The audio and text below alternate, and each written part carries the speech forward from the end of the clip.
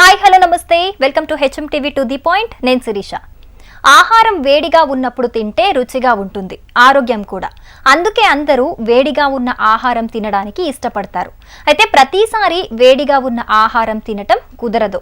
చాలా వరకు ఇళ్లలో మధ్యాహ్నం వండిన కూరలే రాత్రి కూడా తింటూ ఉంటారు.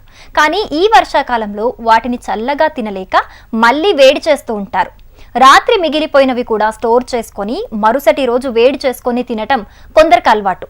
ఒకసారి వండిన పదార్థాన్ని మళ్ళీ వేడి చేయటం వల్ల తినడానికి బాగుంటుందేమో కానీ ఇవి ఆరోగ్యానికి చాలా ప్రమాదకరంగా మారుతాయి.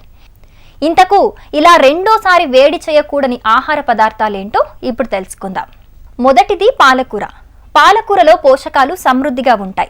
దీంతో వండిన ఏ కూరైనా రుచిగాను ఆరోగ్యం చేకూర్చేదిగాను ఉంటుంది. కానీ పాలకూరతో తయారు చేసిన ఏ కూరనైనా మళ్ళీ వేడి చేయకూడదు. పాలకూరలో నైట్రేట్లు పుష్కలంగా ఉంటాయి. దీన్ని మళ్ళీ వేడి చేసినప్పుడు ఆ నైట్రేట్లు కాస్త నైట్రోసమైన్లుగా రూపాంతరం చెందుతాయి. ఇవి క్యాన్సర్కి కారకాలు. ఇక సీ ఫుడ్స్. సముద్రపు ఆహారాలైన చేపలు, పీతలు వంటివి ఆరోగ్యానికి చాలా మంచివి. వీటితో చాలా విభిన్న రకాల వంటలు చేసుకొని తింటారు. ఈ కూరలు ఖరీదైనవి కావటంతో మిగిలిపోతే స్టోర్ చేసి మరుసటి రోజు వేడి చేసుకొని తింటూ ఉంటారు. కానీ సముద్రపు ఆహారాలు ఇలా చెయ్యకూడదు. వీటిని వండిన తర్వాత కొంచెం చల్లబడగానే ఆ పూటకు కావలసినంత తీసుకొని మిగిలింది ఫ్రిడ్జ్లో పెట్టుకోవచ్చు. మళ్ళీ కావలసినప్పుడు దాన్ని బయటికి తీసి వేడి చేసుకొని తినొచ్చు. ఇక అన్నం. మధ్యతరగతి, దిగువ తరగతి కుటుంబాలలో మిగిలిపోయిన అన్నం చూస్తూ పడేయాలంటే మనసొప్పదు. ఈ కారణంగా అన్నంతో ప్రయోగాలు చేస్తూ ఉంటారు. కానీ ఇలా చేయటం వల్ల బాసిల్లాస్ అనే బ్యాక్టీరియా పెరిగి ఆరోగ్యాన్ని దెబ్బతీసే కారకంగా మారుతుంది. అన్నాన్ని కూడా సముద్రపు ఆహారాల్లాగా కాస్త చల్లారిన వెంటనే ఫ్రిడ్జ్లో ఉంచుకొని తర్వాత కావలసినప్పుడు వేడి చేసుకొని తినొచ్చు. ఇక ఎగ్స్.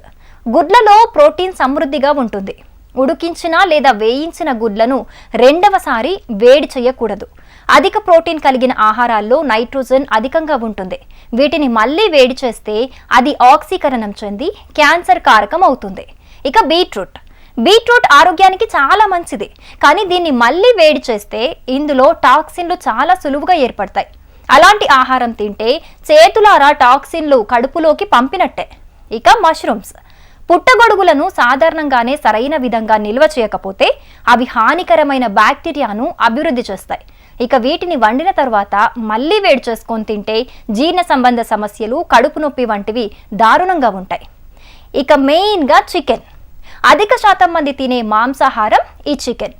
మిగిలిపోయిన చికెన్ను చాలా మంది ఫ్రిడ్జ్లో ఉంచి మరుసటి రోజు వేడి చేసుకొని తింటూ ఉంటారు. కానీ దీనివల్ల చికెన్లో ప్రోటీన్ మొత్తం నాశనం అవ్వడమే కాకుండా ఇది జీర్ణ వ్యవస్థకు తీవ్ర నష్టం కలిగించే దిశగా పనిచేస్తుంది. ఇక ఆఖరిగా బంగాళదుంప. ఈ బంగాళదుంప కూర ఎంత రుచిగా ఉంటుందో దాన్ని మళ్ళీ వేడి చేసినప్పుడు అంత టేస్ట్లెస్గా మారిపోతుంది. బంగాళదుంపలు వండిన తర్వాత కాలం గడిచే కొద్దీ అందులో క్లోస్ట్రీడియం బొటులినం అనే బ్యాక్టీరియా డెవలప్ అవుతుంది. ఈ బ్యాక్టీరియా కలిగిన ఆహారం తీవ్రమైన అనారోగ్య సమస్యలకు దారితీస్తుంది. So for more videos, subscribe to HMTV Digital.